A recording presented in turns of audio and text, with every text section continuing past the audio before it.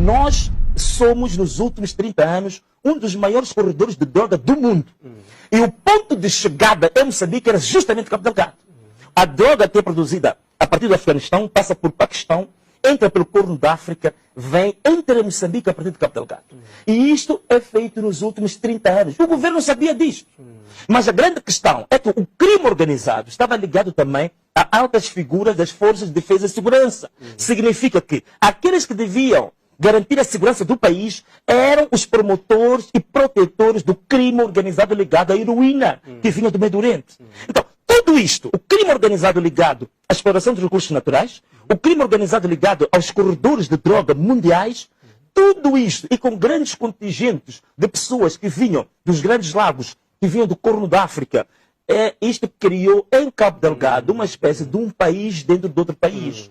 E, por outro lado, a falta de investimento do próprio Estado, digamos, em termos de educação, em termos de saúde, em termos de serviços básicos, isso também criou um sentimento de exclusão completa daquela população.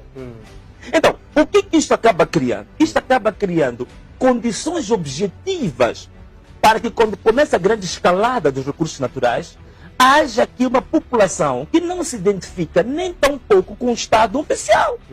Essa população está mais inclinada a formar o seu próprio Estado do que se inserir no Estado oficial, sobretudo quando começa a questão da escalada dos recursos naturais. Então, aqui é que está, digamos, uma base que é preciso nós analisarmos e termos consciência de que isto também é um dos fatores propiciadores para que haja muitos jovens que se associam a esta causa. É por isso que, por exemplo, o Estado moçambicano tem problemas muito sérios em termos de serviços secretos. Por quê? Porque os serviços secretos de Cabo Delgado, boa parte das pessoas que foram recrutadas em Cabo Delgado para fazer parte dos serviços secretos, estão intimamente ligados com o próprio crime organizado, que é o negócio dos seus pais, o negócio dos seus avós.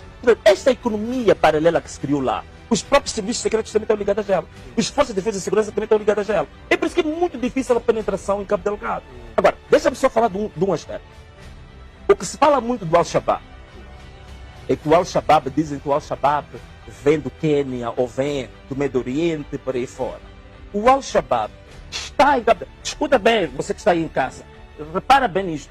O Al-Shabaab está em Cabo Delgado desde a década de 90. O Al-Shabaab é uma seita que se instalou em Nangade. Atenção a isso, vocês estão estudantes, para ir consultar. Em Nangade, em 1989. Só que era uma seita que, em certa medida, não fazia ataques. Mas eles tinham uma forma de islão, que era um islão paralelo ao islão que era reconhecido pela globalidade dos muçulmanos em Moçambique. E essa seita, por exemplo, tinha uma forma de vestir muito própria. E usavam até armas brancas. Já andavam com katanas e com facas, com um turbante e com umas roupas muito típicas que usavam, por exemplo, uma calça preta, que deixavam uma parte do pé fora, uma espécie de bermudas. E esta forma de eles vestirem, andavam armados com armas brancas, que eram katanas e facas, e também eles não aceitavam o islão que era praticado em Moçambique. Porque boa parte destes tinham sido formados no Médio Oriente, tinham sido formados na Somália, no Quênia, num islão totalmente diferente. E eles, já em 1989, eles invadiam as mesquitas, atacavam os imãs, os sheiks, que já estavam lá, e eles queriam implementar a Sharia desde 1989. O Conselho Islâmico já tinha alertado as autoridades nacionais de que em 1989, na década de 90, estava-se a formar um grupo extremamente perigoso em Cabo Delgado que queria implementar um islão extremista. Eles tinham uma forma de islão que tendia para um extremismo violento. Isso em 1989, 1990. O governo moçambicano tinha essas informações, nunca agiu.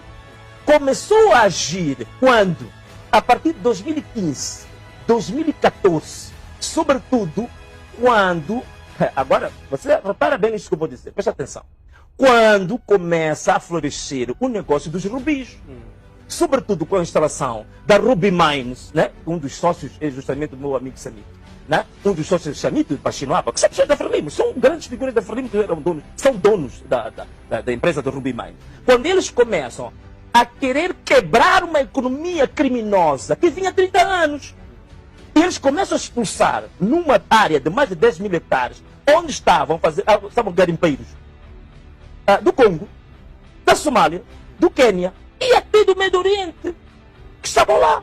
E eram centenas, eram milhares. A Ruby Mines começa, usa a força FIR, que é a Força de Intervenção Rápida, para os torturar, para os fuzilar, para os aniquilar. Isso em 2014, 2015. Uma economia criminosa, ilegal, de contrabando, que estava há 30 anos. E o governo sabia disso. Aqui que começam os problemas.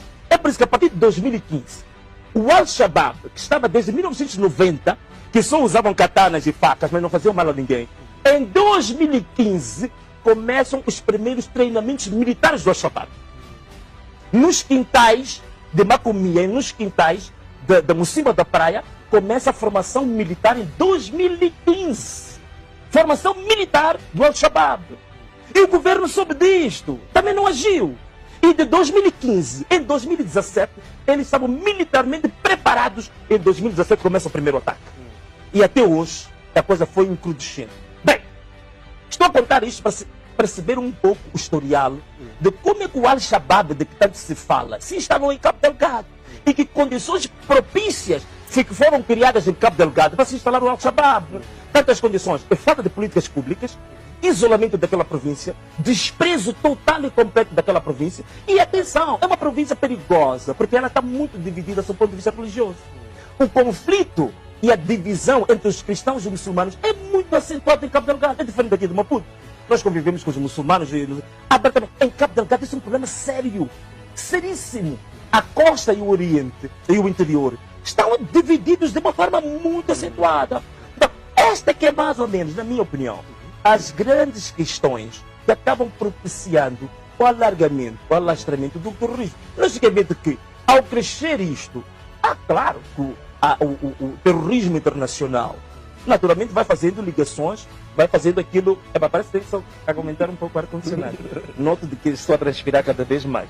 Mas tudo bem, se calhar é para poupar um bocadinho o custo da energia, mas já acredito que o Maçango vai resolver isso. Mas bem, como estamos aqui a falar? Então, basicamente é isto que leva ao encrudescimento da questão do terrorismo se instalar em Cabo Delgado. E depois, aqui há outra questão também, é que esta história dos sem rosto é outra falsidade. As pessoas que estão, digamos, na linha da frente dos vários, porque o terrorismo também são vários grupos isolados. Eles têm uma rede de contatos, mas são grupos pequenos, que eles se instalam, é por isso que é muito difícil combatê-los, porque eles não são um exército formal, que fazem ataques e confrontações daquelas, digamos, clássicas, né? Eles fazem pequenos ataques em pequenos grupos, e esses grupos facilmente têm grande mobilidade, e eles podem fazer ataques e depois, digamos, dispersar-se com muita grande facilidade. Então, a história dos sem rosto ficou aprovado.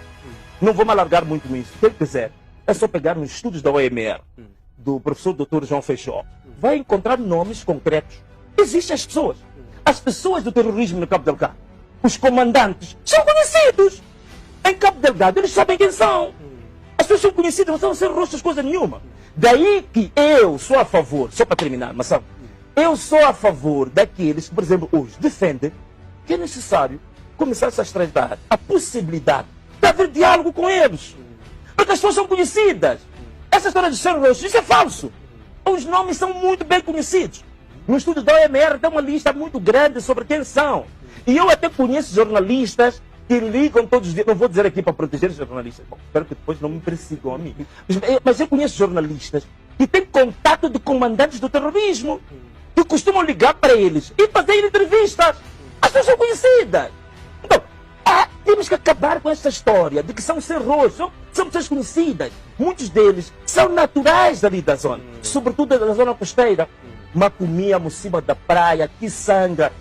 Muitos deles estão ligados e são os comandantes deste movimento. Então, é possível haver diálogo com eles. Temos que acabar com isso. Na era colonial também, a Frelimo foi entendida como terrorista. Mas olha uma coisa, o termo terrorista, ainda bem que estamos falando, o termo terrorista já foi usado para identificar a Frelimo.